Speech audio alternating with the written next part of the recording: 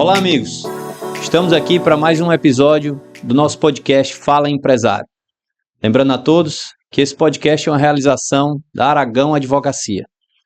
Antes de conversar com o nosso convidado, que é bastante especial, está aqui pronto para trazer muita informação rica e contribuir aqui com o nosso conhecimento, né? Eu queria lembrar a todos, né, de, por gentileza, né, seguir o nosso conteúdo nas redes sociais, seguir o nosso canal, compartilhar, curtir, comentar, nos trazer feedback para que a gente possa cada vez mais melhorar e gerar conteúdo, né, que seja para crescimento e engrandecimento de todos. Tá ok? Vou apresentar aqui o nosso convidado. Ele se chama Hugo Vasconcelos Xerez, Dr. Hugo, atual secretário executivo do DECOM, promotor de justiça formado pela UFC, doutorando em Direito Constitucional, mestre em Ordem Jurídica Constitucional pela Universidade Federal do Ceará e desde 2002 é promotor de justiça do Ministério Público do Ceará. O membro já foi titular das promotorias de justiça das comarcas de Poranga, Campos Sales, Tauá, Russas e Juazeiro do Norte. Foi coordenador do Grupo de Atuação Especial de Combate à Sonegação Fiscal, o GAESF. Exerceu o cargo de secretário-geral adjunto e assessor de políticas institucionais e também integrou o Grupo de Atuação Especial de Combate às Organizações Criminosas, GAECO.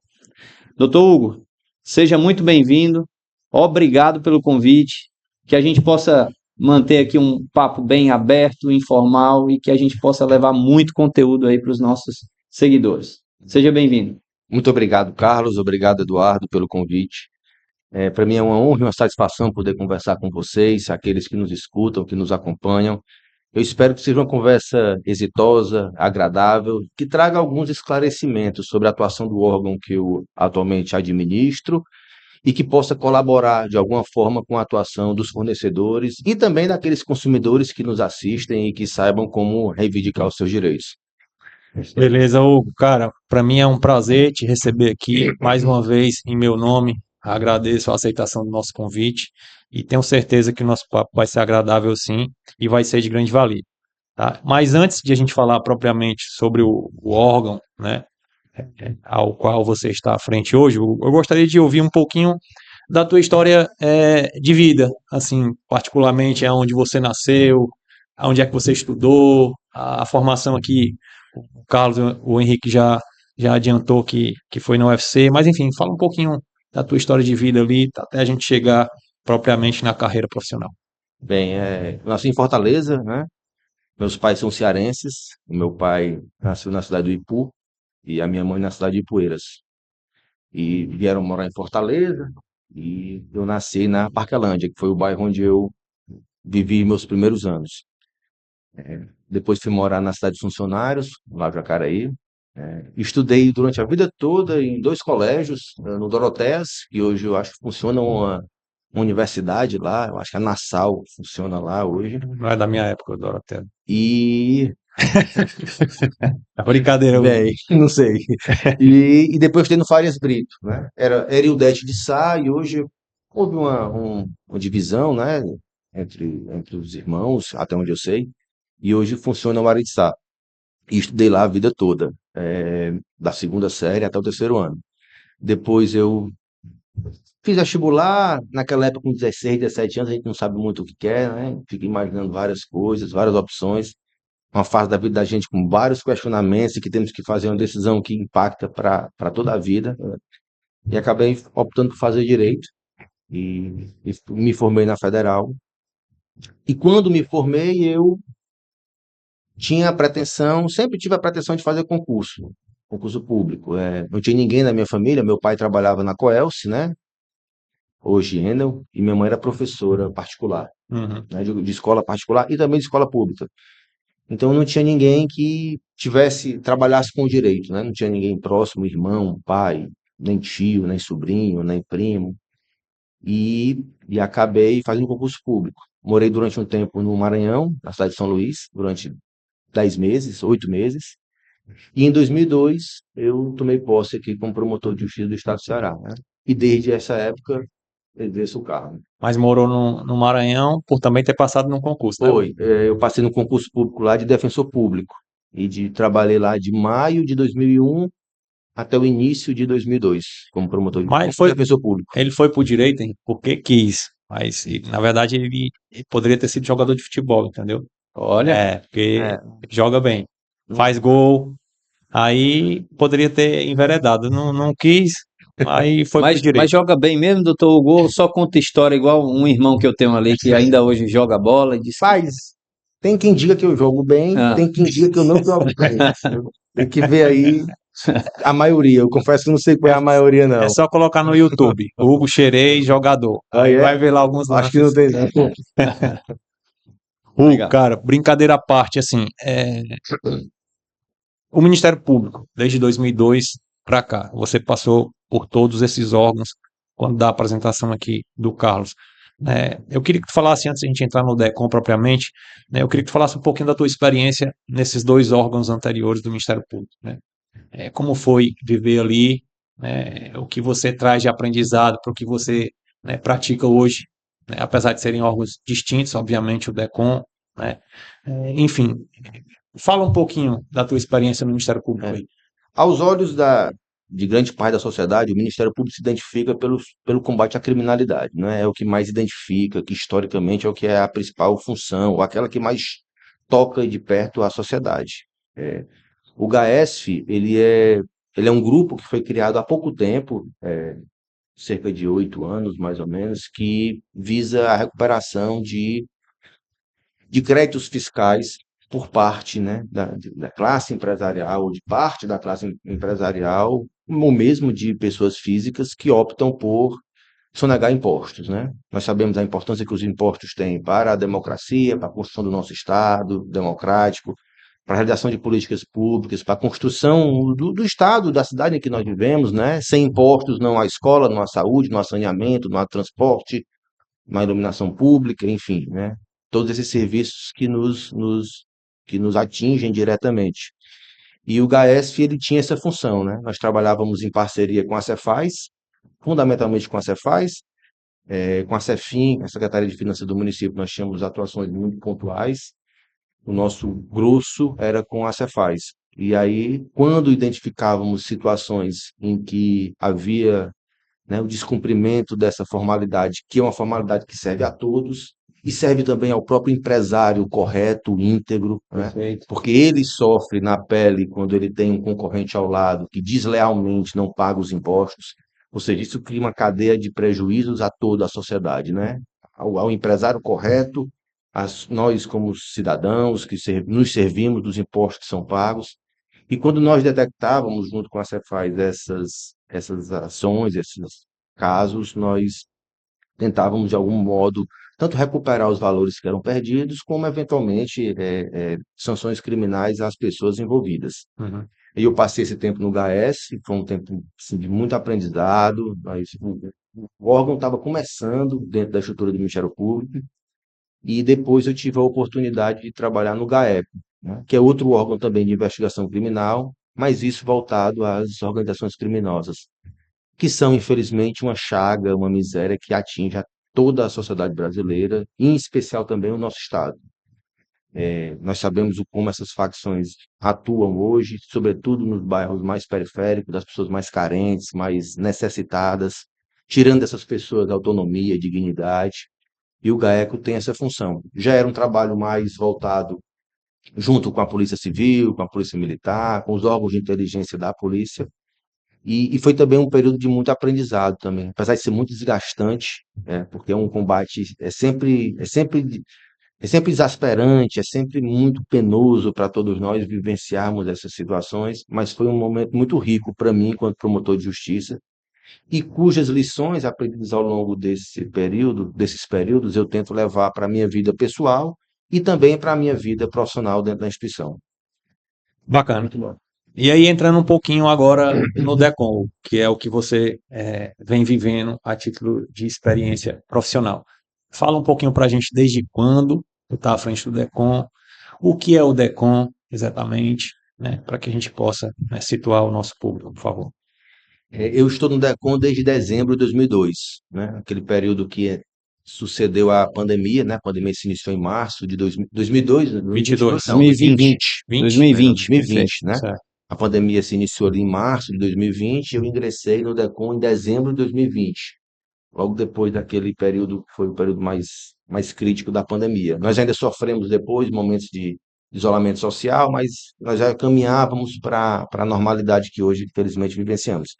Eu recebi o convite do Procurador-Geral de Justiça para assumir essa função, né? O DECOM, dentro da estrutura do Ministério Público, é um órgão de vitrine, porque é um órgão que atende diuturnamente os consumidores. Eu tive a oportunidade de conversar hoje com novos promotores de justiça e expliquei a eles que o DECOM talvez seja dos poucos órgãos públicos mesmo, sim, tomarmos várias das esferas, que não fecha em nenhum momento. Ele funciona 24 horas do dia, 365 dias do ano.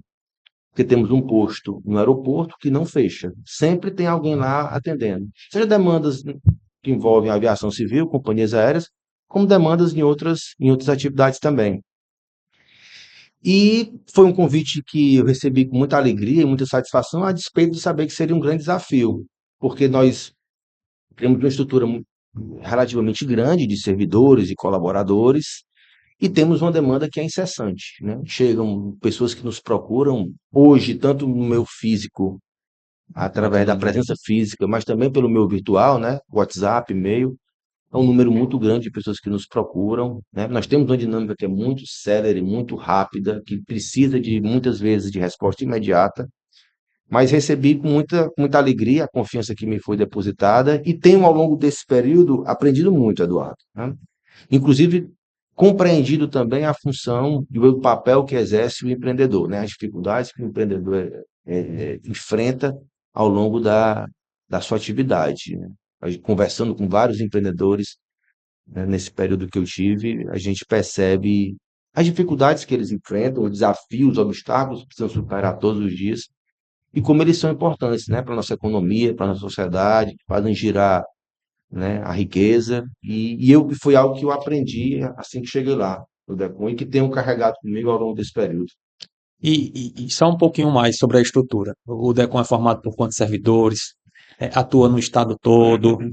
Enfim, só um pouquinho mais sobre a estrutura do Eu DECOM. não saberia dizer o número exato de Certo, servidores, né? Mas eu acho que entre servidores e colaboradores nós devemos ter em torno de 45, 50 pessoas. certo. E a atuação é Na atuação estadual, em todo o obviamente. estado, né? Nós recebemos denúncias e demandas de todos os 184 municípios e tentamos, de alguma forma, dar vazão a elas, né? Existem regionais, Hugo? Existem unidades descentralizadas do DECOM Certo, dentro da estrutura do Ministério Público. Então, existe uma unidade descentralizada em Sobral, existe uma em Juazeiro, existe uma em Maracanaú, existe, não me lembro todas de cabeça, mas em certo, Xadá eu acho que tem uma, Tianguá também. certo. Mas elas ainda têm, infelizmente, nós precisamos reconhecer isso, uma estrutura deficitária, né? Precisam de maior estrutura de pessoal, física. Isso é um desafio que todos nós do serviço público temos e uma dificuldade que enfrentamos de ter estruturas que serão compatíveis com as demandas que chegam até nós. Mas mesmo com a existência dessas unidades descentralizadas, o DECOM viaja e vai com frequência a esses municípios para dar suporte, apoio, realizar fiscalizações, checar denúncias que nos chegam nos mais variados segmentos econômicos. Então, assim, nós temos a existência dessas unidades nos auxilia muito, mas nós ainda continuamos tendo que viajar e estar presente no interior do estado para atender às demandas que surgem. Entendi. Manda, Henrique. Bem legal. Fiquei curioso, doutor Hugo, em relação ao assunto que o senhor trouxe do alto volume, né, de demandas que vocês recebem, né, como é que é a dinâmica dessa resposta? Eu imagino que pela natureza do assunto, né, você mesmo já colocou que necessitam de respostas rápidas. Então, alto volume com estrutura deficitária, qual a dinâmica que vocês adotam para prestar um serviço à população de um modo mais eficiente? Nós temos um serviço de triagem que ele é imediato com a chegada da informação, né? A informação tanto chega por parte de quem se dispõe a ir fisicamente até o órgão. Nós temos 3 postos de atendimento, um que fica no Luciano Cavalcante, um no centro da cidade e aquele que eu falei anteriormente do aeroporto. Então, existem pessoas que vão até o local e que prestam sua reclamação. Às vezes fazem consulta, tiram dúvida. E nós temos também o WhatsApp e o e-mail, que é um meio de comunicação muito célere que as pessoas usam para nos trazer essas informações, reclamações. Então, a primeira coisa que nós fazemos, Carlos, é ver qual é o teor da reclamação e qual o nível de urgência que ela exige. Então, existem casos, por exemplo, corte indevido de energia elétrica. Nós sabemos o problema que isso é para uma família, né? Muitos idosos que precisam de atendimento, né? Que moram em suas casas, que precisam de atendimento, crianças que precisam, né? Dos mais diversos benefícios que a energia elétrica nos traz.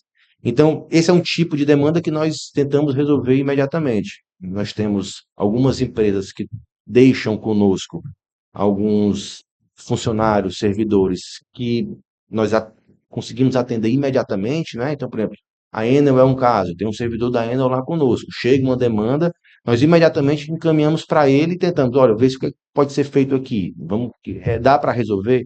E muitas vezes isso é resolvido imediatamente, quando são casos mais simples. Quando são casos menos simples, no caso específico da Enel, né? Isso remonta à necessidade de nós criarmos todo um procedimento. Que aí entra naqueles casos que não são tão urgentes, que é nós geramos a reclamação é imediatamente encaminhada ao fornecedor para que ele se manifeste no prazo legal, ele se manifesta, muitas vezes ele resolve, né, espontaneamente a questão, muitas vezes ele apresenta uma proposta, nós entramos em contato com o consumidor e dizemos, olha, a empresa X que você reclamou aqui, ela apresentou essa resposta. Isso procede? Ela resolveu o problema? Ela quer resolver em algumas prestações, algumas parcelas, ela está dizendo que vai na sua casa tal dia, ou vai devolver o produto. E aí, se o consumidor se satisfizer com a resposta, nós encerramos o procedimento. Se ele não se satisfizer, nós temos um terceiro momento, que é o momento da conciliação, que eles sentam para tentar conciliar e chegar a um acordo. E, eventualmente, não havendo acordo, nós temos um quarto momento, que aí a reclamação que é apresentada junto ao órgão é avaliada pelo secretário. Ele vai ver se aquela reclamação é ou não procedente, e, eventualmente, em ela sendo procedente, pode-se aplicar uma sanção ao fornecedor. Essa é uma entrada que nós temos de procedimentos dentro do órgão. Isso é o que nós chamamos de reclamações individuais. Nós temos também as fiscalizações, né? Nós temos canais de comunicação com a sociedade, com todos, né? E-mail, WhatsApp, telefone, em que as pessoas nos apresentam denúncias, né? Dizendo, olha, eu fui até determinado local, restaurante, e a carne estava estragada, que a comida estava de má qualidade, não tinha, enfim, o cardápio não apresentava os valores, enfim, quaisquer reclamações que nós possamos imaginar. A fiscalização vai até o local e averigua se aquilo de fato procede ou não.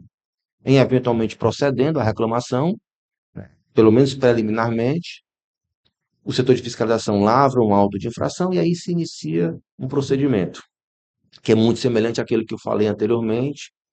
A defesa, a empresa apresenta a defesa, nós avaliamos a defesa e eventualmente aplicamos alguma sanção administrativa. Em síntese, de forma muito geral, assim, é como nós agimos dentro do órgão.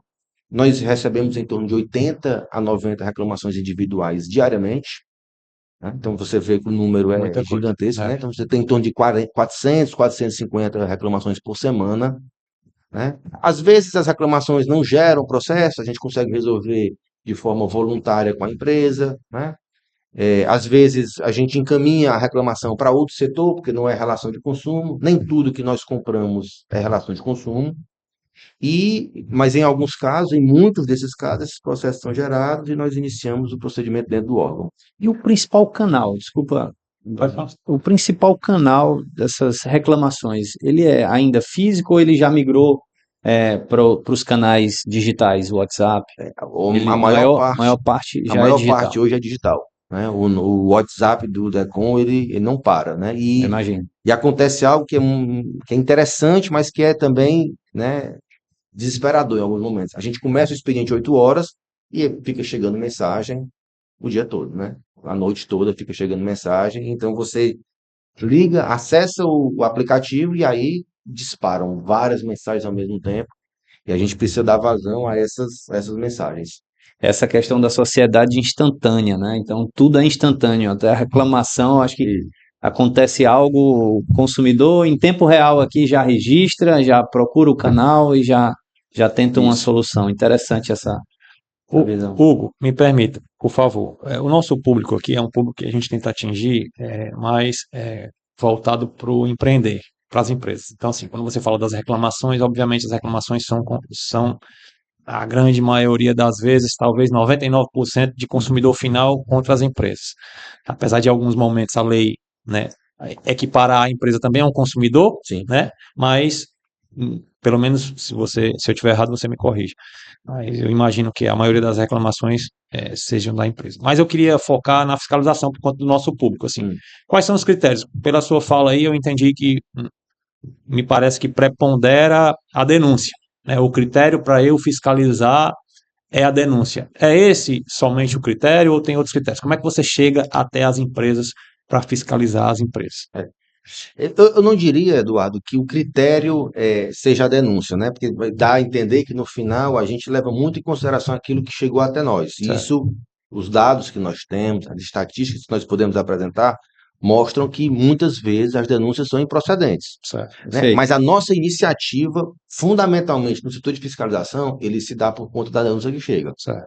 né? Nós temos algumas iniciativas que são próprias, que nós criamos, então, internamente. A gente sabe, numa época do ano muito específica, como Dia dos Namorados, Carnaval, Páscoa, Natal, Black Friday, Dia das Mães, Dia dos Pais, enfim, essas datas que movimentam o mercado, muitas vezes nessas datas nós criamos nossas próprias demandas e vamos à procura de fatos que digam respeito ao desrespeito, que tragam Descumprimento da lei, né? desrespeito ao direito do consumidor. Mas ao longo do ano, fundamentalmente, a iniciativa primeira do órgão se dá por conta de alguma denúncia que chega por nossos canais. Certo. E aí, falando um pouco sobre essas denúncias, né, sobre o dia a dia, né, da sua vivência ao dirigir, né, essas fiscalizações, quais são os segmentos que, assim, que mais pegam? O que mais você poderia dizer para a gente assim, cara, isso aqui é recorrente?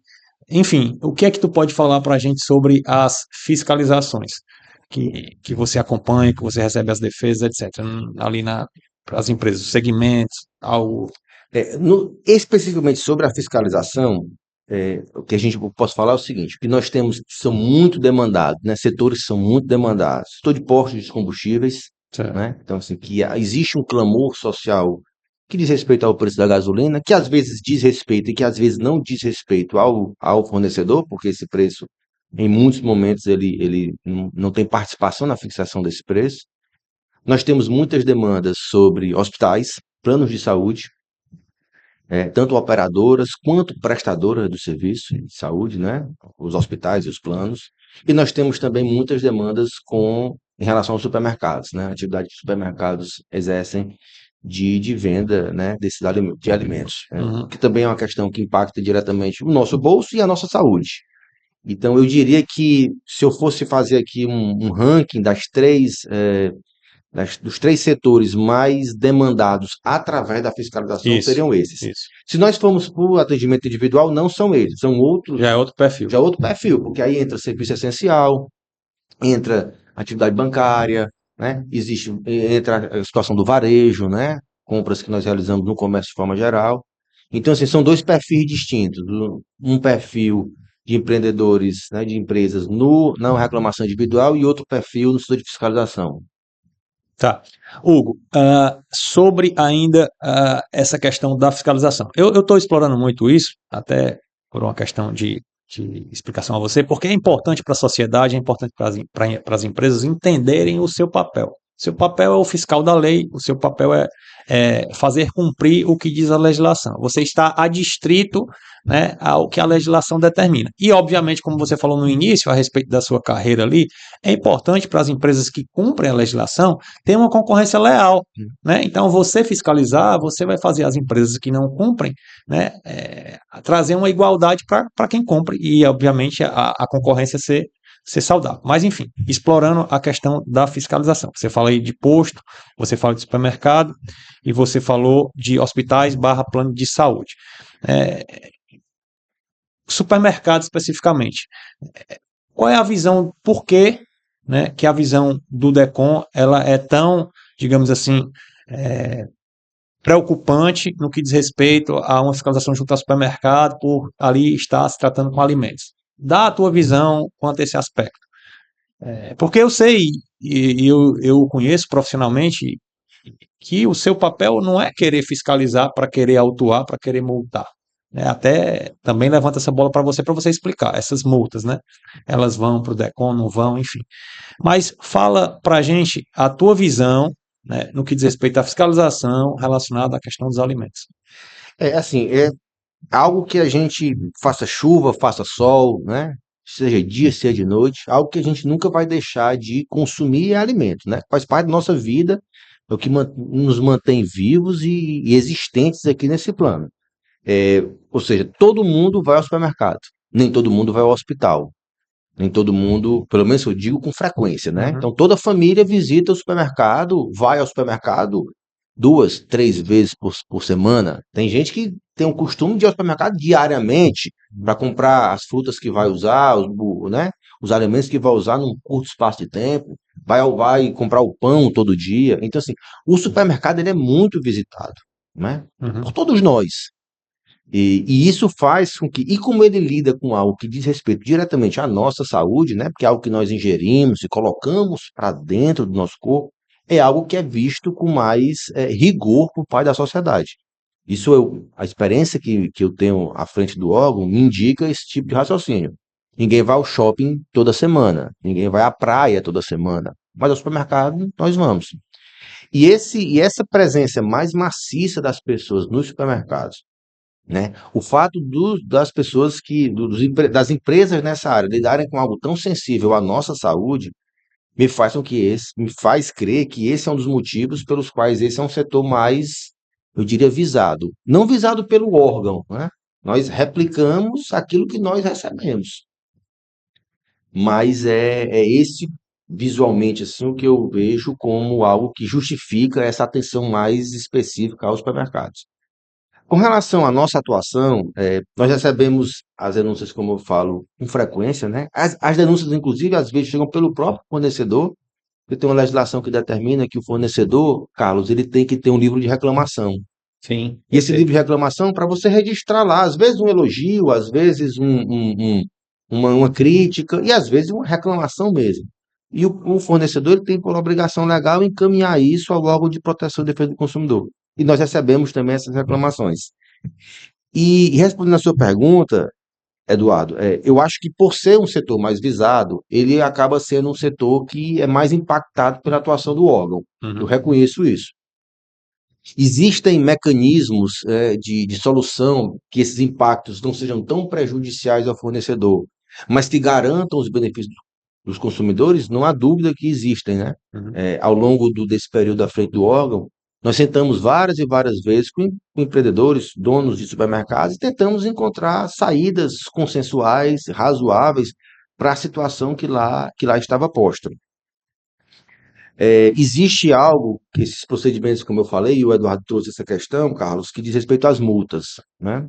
Ao final de todo o procedimento, existe uma sanção administrativa que você precisa aplicar, né? Aquele que malferiu a legislação, que descumpriu suas obrigações, e a que multa. essa sanção ela só existe porque de fato foi constatado algum procedimento indevido ali, né? Então, para deixar isso claro. De acordo com a análise que o órgão fez, Perfeito. aquilo ali estava equivocado. E essas multas, respondendo a sua pergunta, Eduardo, elas não vão para o DECOM, né? Elas vão para um fundo estadual que retorna esse dinheiro à sociedade cearense por intermédio de projetos que são patrocinados por organizações civis voltados aos direitos difusos. Então, tem projetos de associações civis que cuidam do meio ambiente, da cultura, do lazer, da educação, da saúde, do consumidor, né? E também, recentemente, por uma alteração legal que foi implementada aqui no estado do Ceará, 40% das verbas que nós arrecadamos vai para um fundo chamado Mais Infância, que é um fundo patrocinado pela Secretaria Estadual, do estado do Ceará, no caso, obviamente, e ele patrocina os recursos que nós recolhemos, que nós conseguimos, é, custeia esse fundo. Para além disso, existem, por exemplo, dois exemplos de como esses valores são retornados à sociedade. O Museu do Ceará está passando por um processo de restauro, que é um espaço histórico e cultural que conta a nossa história, conta a nossa vida. Ele está sendo custeado com dinheiro arrecadado pelo DECOM, né? Foram comprados kits sanitários não, para as cozinhas comunitárias que funcionam em todo o estado, né? Acho que são 500 kits. Esse Uhum. dinheiro também a compra desses kits foi realizada com o dinheiro que se arrecada no DECOM. Uhum. Então, esse dinheiro não vai para o DECOM, a gente não vê, né, a cor desse dinheiro, como se costuma dizer, esse dinheiro volta para a população cearense. Tá. E uma coisa também, se você me permite, deixar muito claro isso, Eduardo, assim, é que a aplicação da multa, ela é uma assinatura ou é um momento de frustração para o órgão de defesa do consumidor.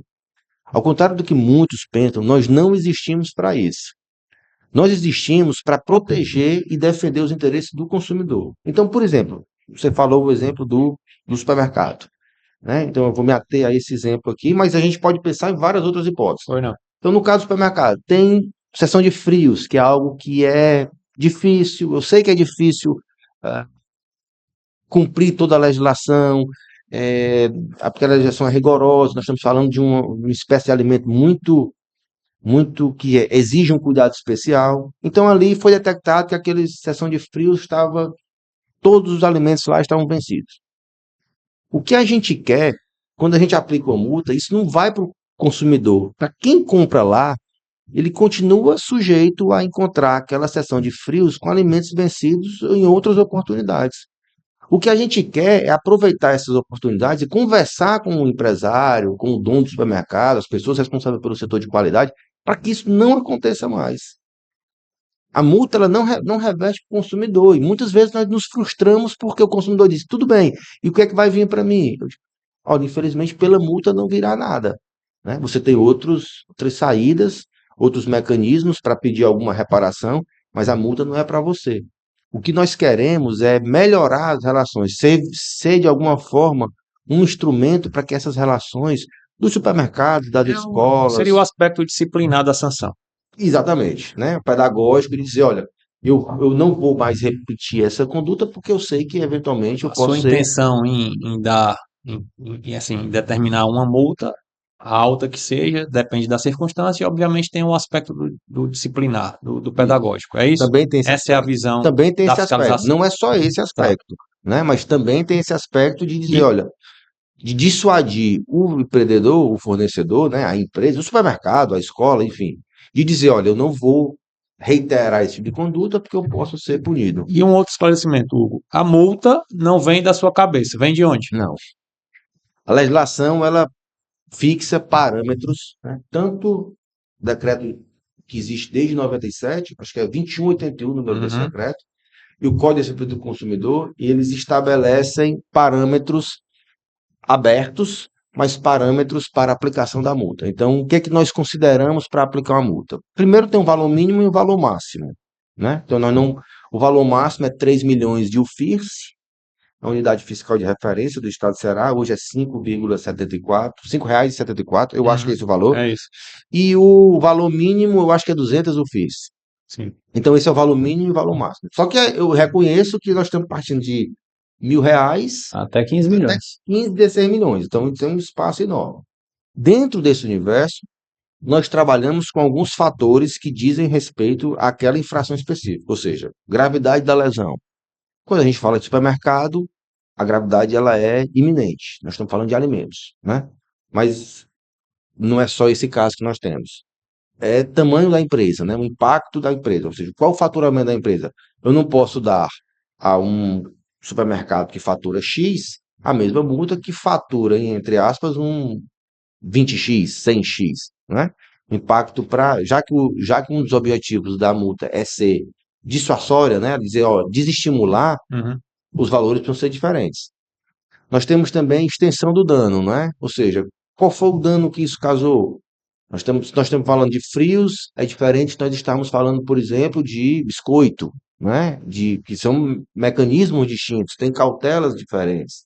Então, assim, existem alguns parâmetros que eu reconheço que não são objetivos, eles não são puramente objetivos, nós não temos como chegar a esse nível de objetividade, mas essa multa ela não sai da cabeça, assim, no estalar de dedos, vai ser isso aqui.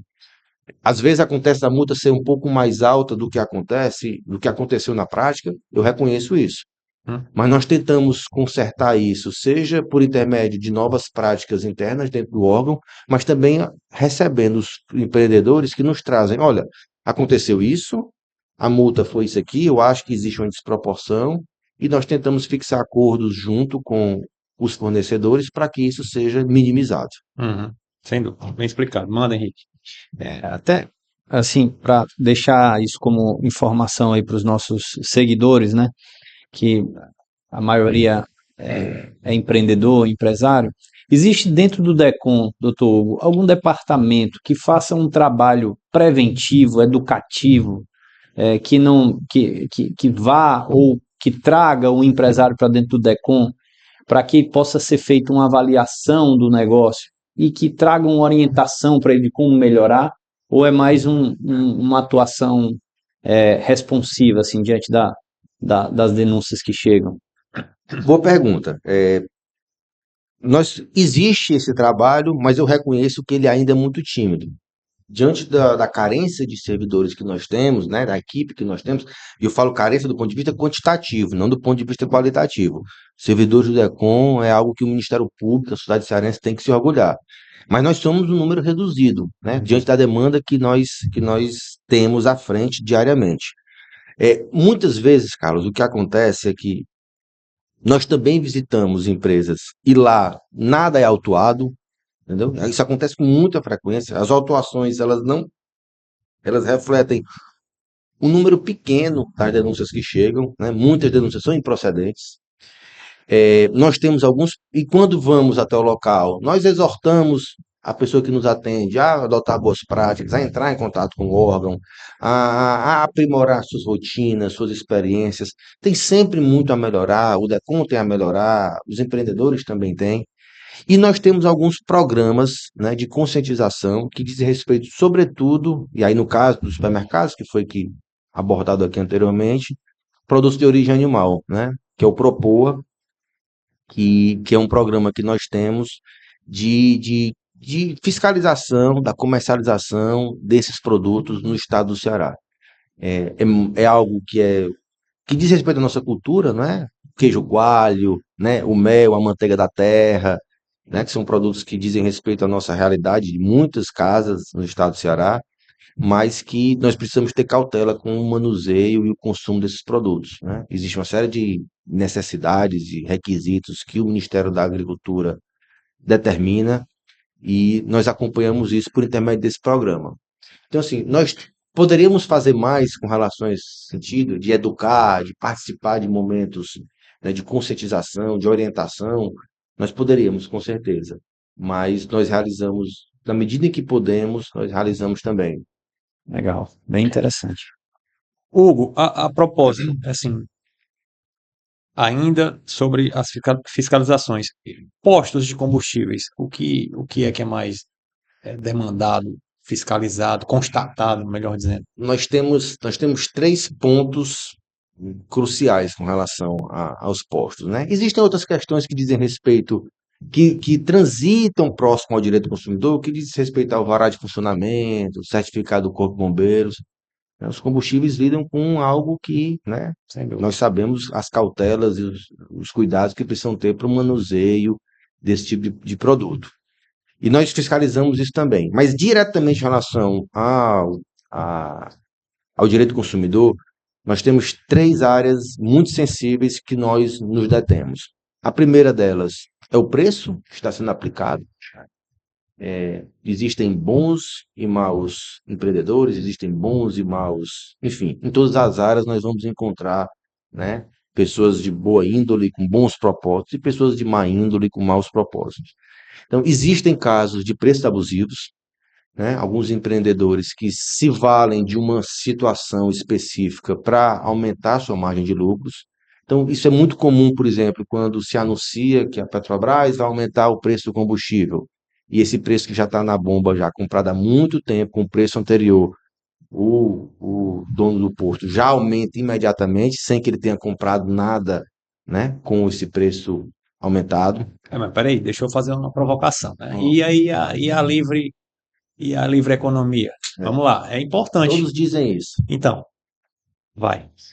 A livre concorrência é um princípio previsto na Constituição, mas ao mesmo tempo que a Constituição prevê a livre concorrência, ela também prevê os abusos que a livre concorrência invariavelmente podem incidir, Uhum. né? Então, assim, o direito do consumidor, ele existe para evitar que a livre concorrência, por exemplo, fixe uma garrafa d'água a R$ 100, né? Ninguém viveria numa sociedade em que a garrafa do dia para a noite, porque a livre concorrência assim decidiu, resolveu estipular os valores da garrafa de água em R$ 100.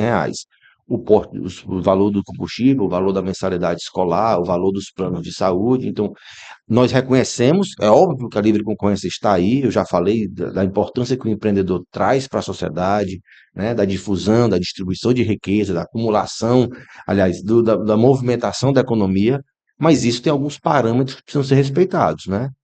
Entre um deles, o próprio direito do consumidor e os abusos que, eventualmente, essa livre concorrência pode exercitar. O aumento do preço ele não é em si um problema, né? De forma alguma.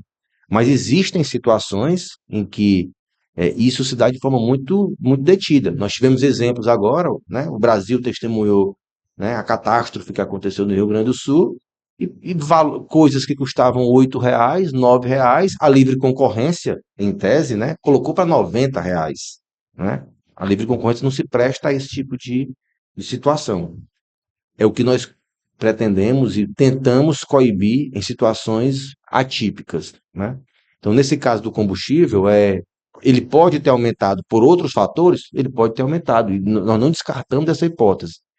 Mas também existem situações em que ele vê, o combustível vai aumentar 10 centavos, eu vou aumentar a minha gasolina, mesmo não tendo comprado por 10 centavos. Eu comprei ela por 10 centavos mais barato, mas porque alguém anunciou, eu vou aproveitar para aumentar minha margem de lucro. Isso é algo que, em tese, né, visto a primeira mão, isso é irregular. Isso atinge diretamente o consumidor e nós precisamos coibir. Então tem esse caso, e também tem dois casos que diz respeito primeiro, a vazão do combustível que nós consumimos e compramos. A ANP ela tem valores muito específicos com relação a isso. Então, para ser claro, a bomba de combustível, quando tu coloca no tanque do nosso automóvel, ela não espelha 100% daquilo que está no visor da bomba. Certo. Existe uma margem que é menor e maior. Ela pode ser menos 10, menos 100 ml ou mais 100 ml. A legislação já prevê essa Já possibilidade. prevê essa possibilidade. O que é que acontece muitas vezes? É que esses valores são ultrapassados pela bomba. Então, o teste de vazão que nós realizamos pode ver se esses parâmetros mínimo e máximo, se eles foram ultrapassados. E o que acontece muitas vezes é que, por exemplo, fala-se até menos 100 ml, ou seja, eu comprei 20 litros e tem menos 100 a menos. Isso a legislação prevê e está dentro, só que tem menos 200 ml. Uhum. Né? Isso é um teste que nós realizamos nos postos de combustíveis. E outro que nós realizamos também é o teste de qualidade. O combustível ele é um produto que tem entre vários de seus componentes água. Mas esses valores são fixados pela ANP. Então o diesel ele tem até uma porcentagem de água ali no diesel. Não é só diesel não é só gasolina. Certo. Tem água também. E esses valores são metrificados. Em muitas oportunidades, aconteceu agora recentemente, nas mídias sociais circulou um vídeo e nós fomos até o posto de combustível e nós detectamos que, de fato, o diesel que estava sendo comprado pelos consumidores, ele tinha um nível de água muito superior àquilo que a ANP permite. Nessas hipóteses, nós interditamos o posto para que não se perpetuasse uma situação de irregularidade para quem consumia aquele combustível que era vendido. Então, nos postos de combustíveis, basicamente, são esses três pontos que nós atacamos. Me permita. E plano de saúde e hospital? Quais são os principais focos? Fundamentalmente cobertura, né? Ou seja, o plano não quer cobrir aquela doença, aquela anomalia, reajustes, né? E outros direitos que dizem respeito não à cobertura em si, mas à extensão daquela cobertura, né? Então, por exemplo, quero fazer uma cirurgia e o plano não quer aceitar, eu quero eh, eu preciso ficar internado durante mais um tempo e o plano não aceita esse Mas isso tu internamento. constatou isso na fiscalização? Não, nós ficamos muito Denúncia. por denúncia. Ah, tá. Na fiscalização, como eu falei, né, a gente é mais posto de combustível, é mais Supermercado. escola. Hospitais, por exemplo, nós frequentamos muito durante a pandemia por questão todas as cautelas que precisavam adotar Certo. por conta do momento de risco em que vivíamos. Isso chega muito pela reclamação individual. Então, planos de saúde basicamente são isso. Vamos, tempo de espera, né? Existe uma legislação não sei se é do Ministério da Saúde agora, mas enfim, que determina o tempo máximo de espera desses locais, né? Nos postos, nos hospitais. Então, salvo engano, são 120 minutos. Nós vamos até essas unidades de atendimento, de pronto atendimento, para saber se esse valor, se esse tempo está sendo respeitado. Muitas vezes nós detectamos que não, né? Eles reclamam, argumentam os hospitais que existem momentos de sazonalidade, em que existe uma maior incidência de viroses, de gripes na população, em que esses períodos é difícil cumprir esse horário, então é algo que nós também detectamos. Enfim, como vocês podem ver aqui, o direito do consumidor abrange todas as áreas, né? Nós estamos consumindo aqui agora, estamos falando de direito do consumidor, estamos consumindo agora a água, a energia, a internet. E até pegando esse gancho, doutor, você falou sobre os setores que são mais impactados por reclamações individuais, né?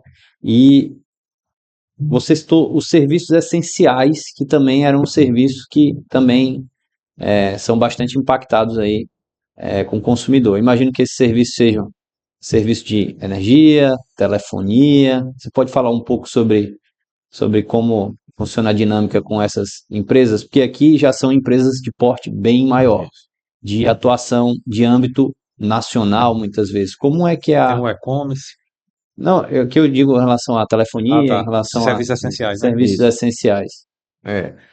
Assim, o nosso, e eu falo isso de forma respeitosa, né? Pode parecer brincadeira, mas é de forma respeitosa, assim. As nossas maiores demandas no Decon são com relação à Enel, né? A Enel é uma empresa que está no Ceará já há mais de 20 anos, né? 26, 27 anos, né? Ela teve mudança na sua titularidade, mas enfim, desde a privatização do serviço de energia elétrica no final da década de 90. Essa empresa está no estado do Ceará. E hoje nós vivemos talvez um momento de maior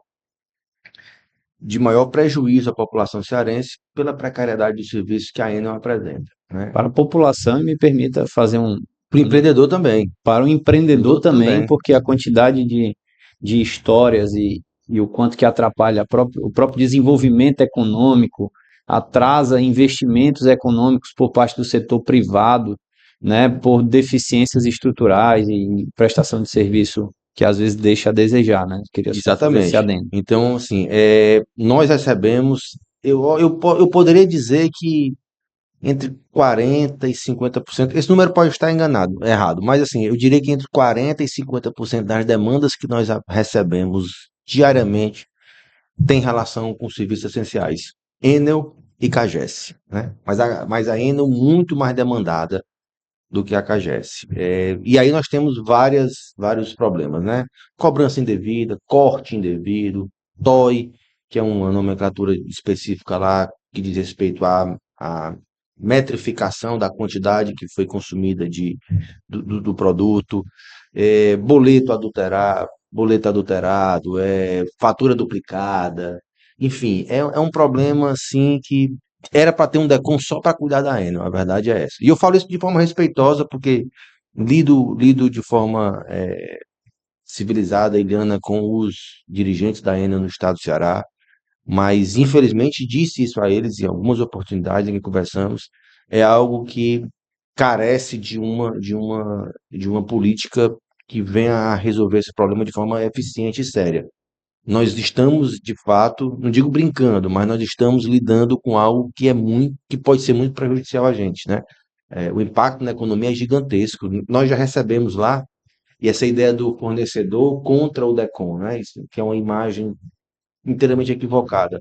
Eu já recebi no DECOM empresários se queixando de outras empresas, no caso específico da Enel, porque ele não conseguia colocar sua filial, colocar sua nova unidade, porque não, o serviço até lá não chegava, o cabeamento, Própria ligação, muitas a vezes. estrutura necessária para fazer funcionar o empreendimento não era colocada pela Enel. Então a gente até já intermediou, já conversou com a empresa para tentar resolver essa situação. O fornecedor, o empresário, ele também é consumidor, né? Ele é consumidor como pessoa física e também a empresa dele também é consumidora. E em algumas, desculpa, em algumas oportunidades nós precisamos interceder sobre isso. São serviços essenciais que tocam diretamente a nossa cidadania, a nossa dignidade, não é? Então, não há como no mundo atual nós concebermos uma sociedade que tem dificuldade com energia elétrica, né? A gente não produz nada. A gente precisa desse instrumento, desculpa, para realizar nossas atividades, né? Atividades pessoais, atividades bancárias, atividades escolares, tudo gira em torno da energia elétrica. E esse é um prejuízo que nós, enquanto cearenses, estamos enfrentando. A Enel, ela apresenta entre as grandes concessionárias do país os piores índices. A gente não vê, eu pessoalmente não vejo que exista boa vontade, eu sei que existe das pessoas que aqui estão, mas não vejo que a curto prazo isso possa se modificar. Mas eu tenho esperança, né, de que a sociedade civil, os órgãos públicos, o Estado, a União, enfim, todos em comunhão de forças possam tentar enfrentar essa situação e resolver esse problema. Hugo, vocês no Decon têm uma visão voltada para a internet, especificamente aqueles sites, né, que os consumidores reclamam dos fornecedores. Por exemplo, um que é muito famoso, chamado Reclame Aqui. O Decon enxerga esse tipo de site como positivo para uma reputação, quando, por exemplo, vai fiscalizar uma empresa, quando, por exemplo, recebe a reclamação da empresa. Isso é visto, Hugo? É, é uma fonte de pesquisa que nós temos, né? O Reclame Aqui é um instrumento de acesso a toda a população, né? De exposição das empresas não, dos erros que as empresas eventualmente cometam, né? E nós usamos como fonte de pesquisa. Aquilo não é o critério, a bússola principal de atuação do órgão, mas nós sabemos, mais ou menos, né, de cabeça, quais são as empresas que são mais demandadas no Reclame Aqui, quais as respostas que a empresa apresenta para as demandas que lá chegam, o nível de resolutividade que aquela empresa tem. Então, assim, é uma fonte de pesquisa para a gente. Nós não nos pautamos no que está no Reclame Aqui, porque nós sabemos também que existe um tribunal da internet, Exato. né? Existem pessoas que, infelizmente, usam, né, esses instrumentos para depositar sua raiva, para sua frustração, seu ódio, enfim, e que às vezes procuram um ou outro alvo para como depósito para isso. Nós sabemos disso, mas é um referencial que nós usamos. Esse raciocínio também vale para as redes sociais, por exemplo. Sim. As redes sociais, quando há relação de consumo, Sim, né? Sim, porque você muitas vezes vê nas redes sociais, por exemplo, filmagens, sim, que está numa determinada empresa, está sim. filmando, está acontecendo isso, isso é abuso, etc, etc, etc. Enfim. Nós não fazemos, e é bom que isso fique claro, sabe? E esse espaço é importante para deixar isso explícito para todos que nos acompanham. Nós temos consciência, né? Eu pessoalmente, enquanto secretário executivo, estou à frente ao órgão, tenho consciência de que existem denúncias que são verdadeiras, reclamações que são procedentes e que reclamações que são improcedentes. O universo de reclamações improcedentes que chegam até o órgão e que são sumariamente indeferidas é imenso. Não chega isso ao fornecedor. O fornecedor nem sabe que a loja dele foi demandada 10 vezes e que nós fomos lá uma vez e que nas outras 9 nós indeferimos de plano. Tem livro de reclamação que a pessoa expõe lá o seu descontentamento porque um exemplo aqui, né? O caixa do supermercado estava de mau humor. Uhum, entendeu? uhum, Ah, porque eu comprei 2 canetas, isso aconteceu recentemente. Eu comprei 2 canetas, uma para minha filha e uma para o meu filho. A caneta da minha filha, a mesma marca, durou tanto tempo e a outra durou menos tempo. Então essa caneta aqui estava com defeito. A gente recebe isso com frequência. uhum, E assim, então, é, essa imagem que tem de que nós desconsideramos por completo a função do fornecedor, né? De que nós damos abrigo a toda e qualquer reclamação que chega ao órgão, ela é infundada. uhum. Aí eu só reforço assim, algo importante que eu sei que, obviamente, todos nós temos nossas limitações, o órgão tem as suas limitações, né, de infraestrutura principalmente, mas assim, eu só reforço aquela ideia de uma aproximação cada vez maior, né, do órgão fiscalizatório, no caso do DECOM especificamente, com as empresas, com Sim. os fornecedores. Quanto mais diálogo ocorrer, quanto mais o fornecedor entender como é que o DECOM atua, o porquê atua, melhor eu acho que ele vai buscar se preparar. Então, eu acho que esse canal de orientação, esse canal de diálogo que eu sei que você abre, que eu sei que você pratica, né, é muito importante, tá É. certo? Eu tenho isso como premissa, Eduardo, né? De que assim, o diálogo ele é o pontapé inicial para a resolução dos problemas que nós temos. Vai haver momentos em que nós iremos dissentir, né? Senão não haverá consenso em relação a alguns pontos. Mas o diálogo é sempre a melhor solução. É como eu falei anteriormente. O fornecedor que não conversa conosco, ele pode, acontece com frequência isso, a demanda que o consumidor tem pode não ser atendida, mas a demanda também pode ser reconhecida como válida. E ele pode ser multado, que é o que invariavelmente acontece. Como essa multa não vai para o consumidor, o problema muitas vezes não é resolvido. Com o diálogo, a multa muitas vezes não existe, ou ela existe em valores muito menores, e nós resolvemos o problema junto ao consumidor, ou seja, ele volta àquele local e encontra o problema que ele anteriormente havia detectado solucionado. Então, esse é o nosso maior objetivo. E isso se dá com conversa, isso se dá com diálogo, com é, colocação de pontos, tentando encontrar um ponto comum, não é, em torno dessa discussão, dessa conversa. É o que nós acreditamos. Nós recebemos diariamente fornecedores que vão até o órgão, né, que conversam com a gente por intermédio da internet, né, através de conversas virtuais, mas conversas presenciais também. E eu tenho a convicção de que toda conversa ela é válida. Mesmo quando nós não atingimos o objetivo, eu aprendo alguma coisa com o fornecedor, ele me traz um dado que antes eu desconhecia, e eu levo para ele alguma mensagem que deve tocar a ele e a equipe dele. Então, assim, o que você falou, eu comungo desse raciocínio e acho que posso usar a sua plataforma para dizer, exorto a todos que nos procurem, né? Incomodados com alguma atuação, inconformados com alguma iniciativa do órgão, querendo explicar uma situação, nós estamos lá para atendê-los, né? Diariamente nós estamos no órgão e é sempre uma satisfação ouvi-los. Sem dúvida. Eu diria até o seguinte: procurem um órgão, inclusive, para aprender, né, para melhorar o seu serviço para o consumidor, para combater falhas, porque empresas são feitas de pessoas e as pessoas Isso. cometem falhas. Muitas vezes não é a política da empresa cometer um erro, obviamente. Hoje é um critério fundamental dentro de qualquer empresa a manutenção da boa imagem. Nenhuma empresa tem por objetivo ferir a sua própria imagem com a prestação ruim de serviço, porque isso pode causar a morte dela, né, inclusive. Então, procurar os órgãos, procurar o conhecimento, para que realmente sempre evolua e preste esse serviço. E aqui a gente trouxe um ponto interessante, doutor, que é a do Reclame Aqui. Eu queria só voltar um pouquinho. Porque o Reclame Aqui ele é uma fonte de informação para o órgão, mas ele também é uma fonte de informação para o empresário, né? As empresas consultam também e trabalham para que a sua reputação seja positiva dentro desses sites, né? Eles recebem nota, inclusive são ranqueados, então aquilo é muito importante para a empresa também, para manter a boa imagem.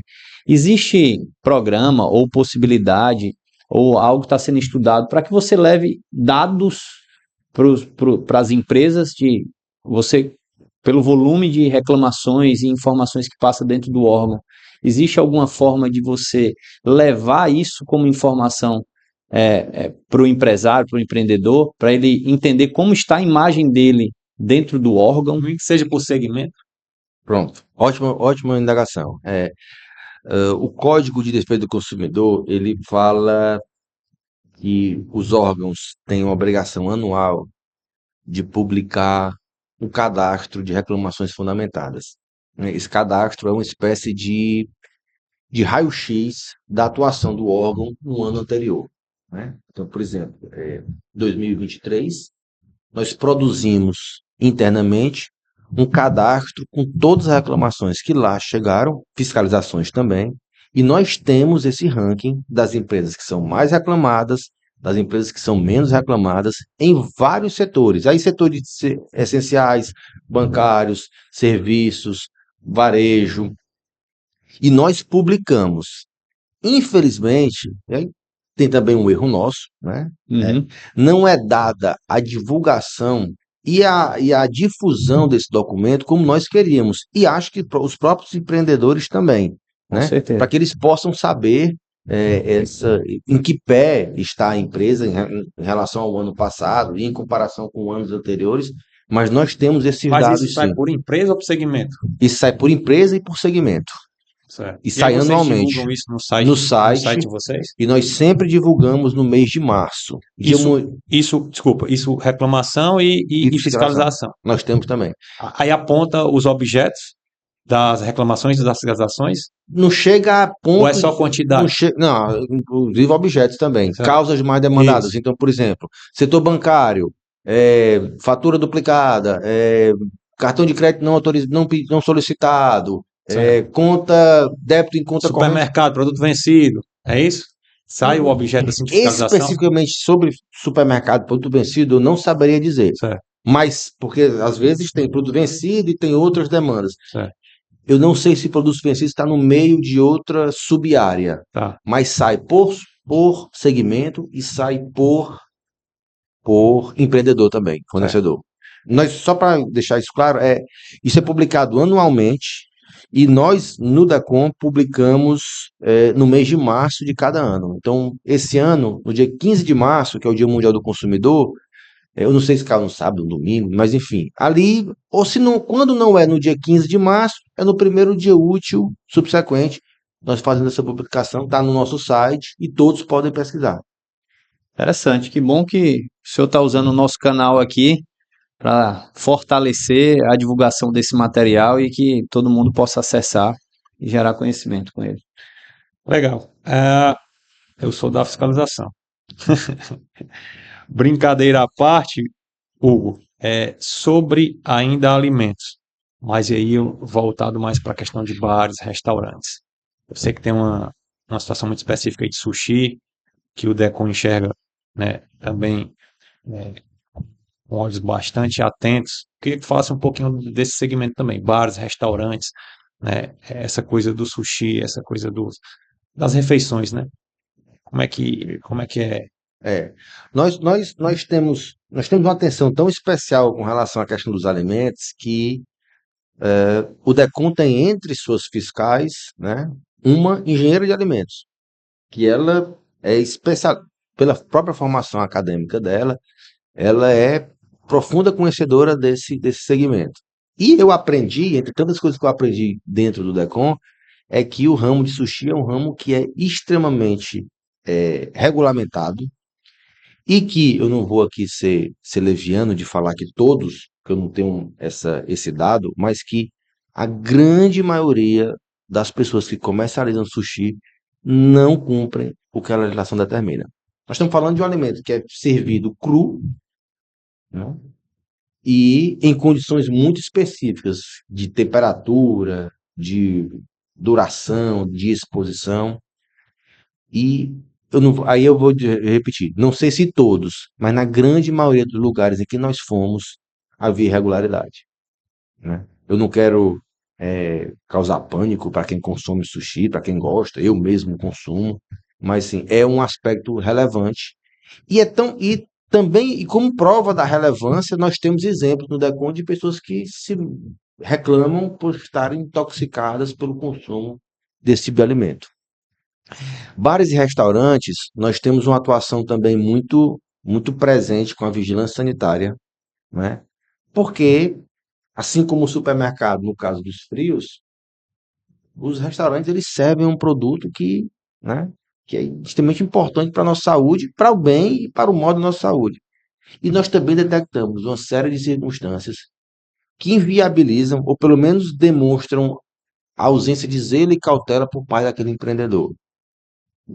Nós não conseguimos imaginar o que pode ser a cozinha de um restaurante. Alguns de nós podem imaginar.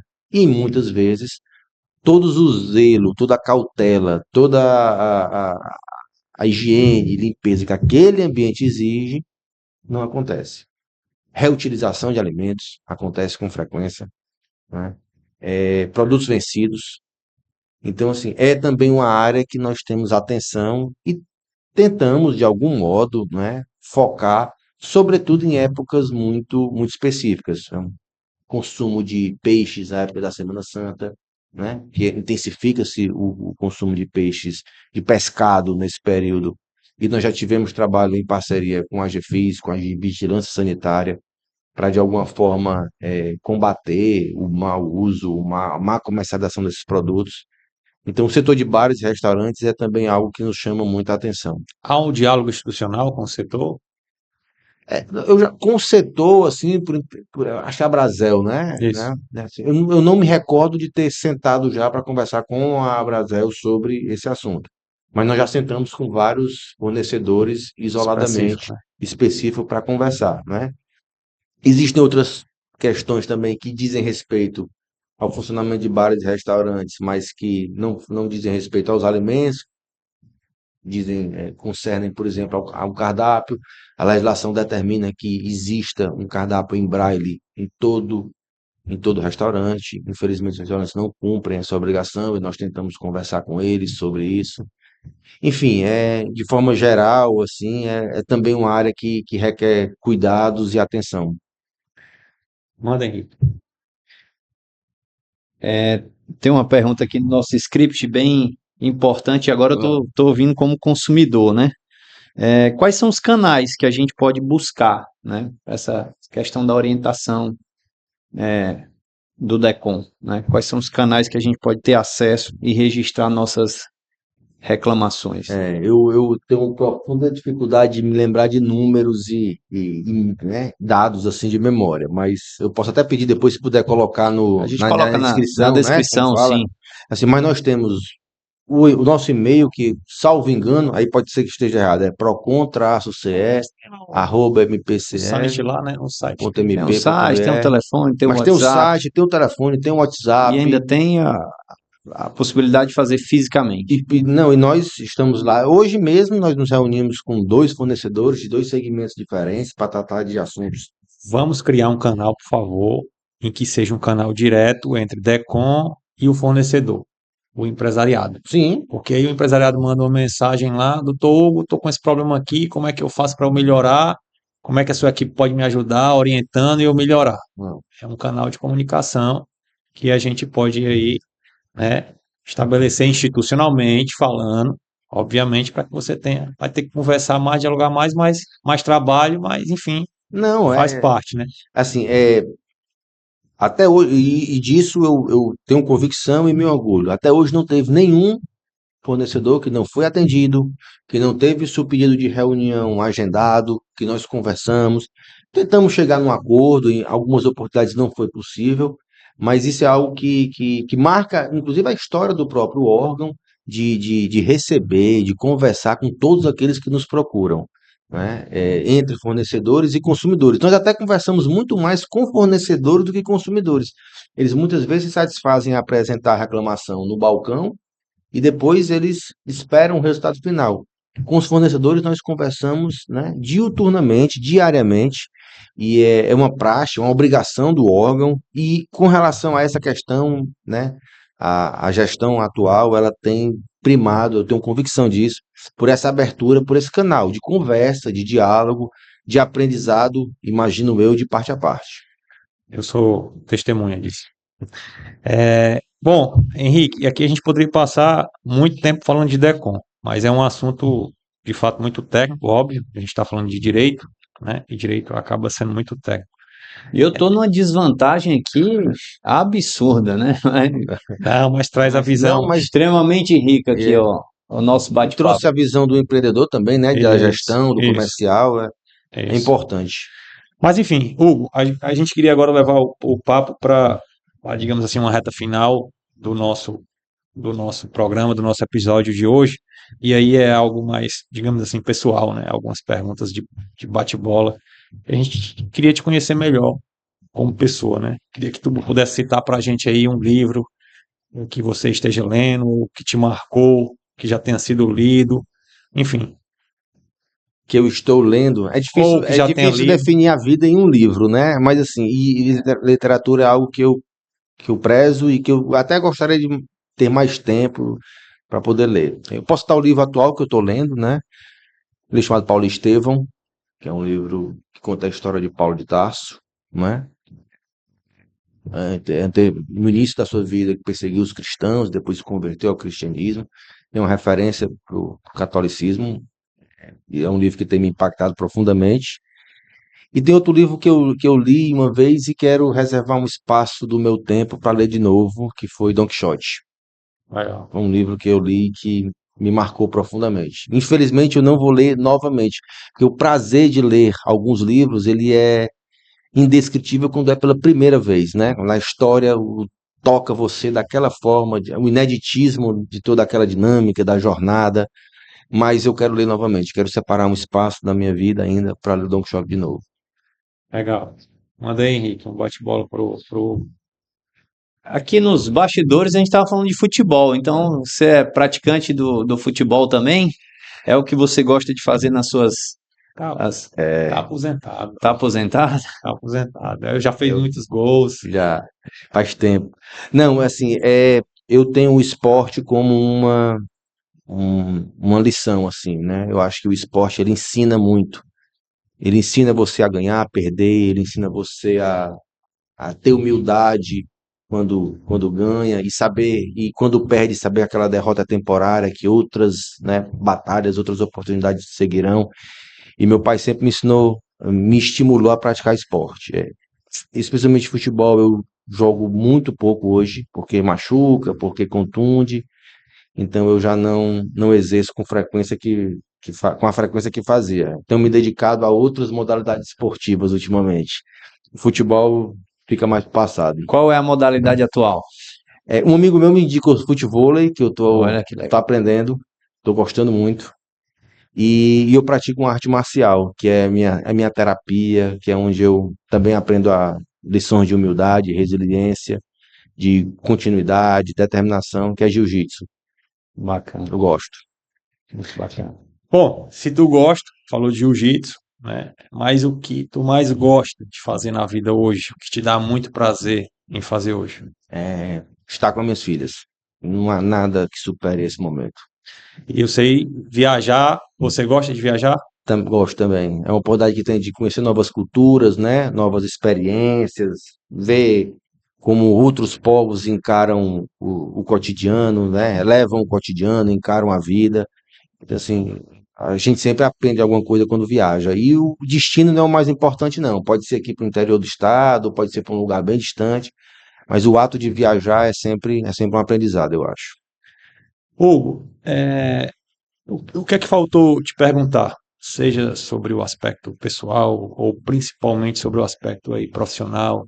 O que é que te faltou perguntar? O que é que eu poderia, o Carlos, ter perguntado e a gente não o fez e você ter querido responder e não teve a Deixar a oportunidade? mensagem. Não, eu Enfim, acho assim, a conversa fluiu de forma, né, rápida aqui, né? Foi extremamente prazeroso para mim conversar com vocês. O que eu acho que a mensagem que pode ficar é que ao contrário do que aparentemente pode aparecer, o órgão de proteção e defesa do consumidor, ele não é um órgão que existe contra os fornecedores, né? Ele não existe para isso.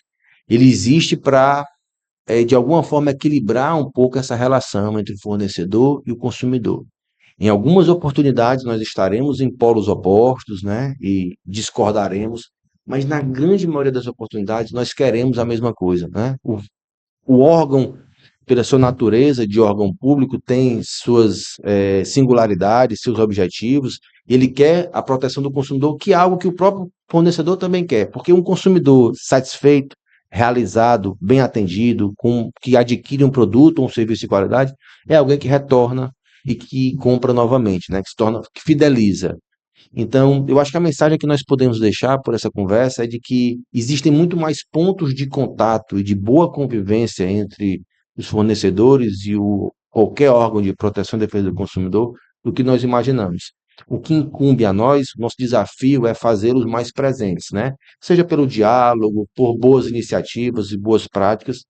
Acho que isso é a mensagem que a gente pode deixar para quem nos escuta. Bacana. E para encerrar, nós no mundo temos muitos problemas, muitos. Mas aí imagina que você tenha um poder para resolver um deles. Qual é um problema do mundo que você escolheria para resolver, se você tivesse esse poder? Mas dá mais tolerância às pessoas, né? As pessoas serem mais tolerantes, serem mais respeitosas, saber que somos diferentes, na nossa igualdade nós somos diferentes e saber que é na nossa diferença que nós podemos crescer, né? Diferença de raça, de credo, de função, né? O consumidor e o fornecedor, enfim. Se nós pudéssemos ser mais tolerantes, eu acho que o mundo seria um lugar melhor. Muito obrigado mais uma vez. Foi um prazer. Henrique, valeu e até a próxima. Obrigado. Eu que agradeço.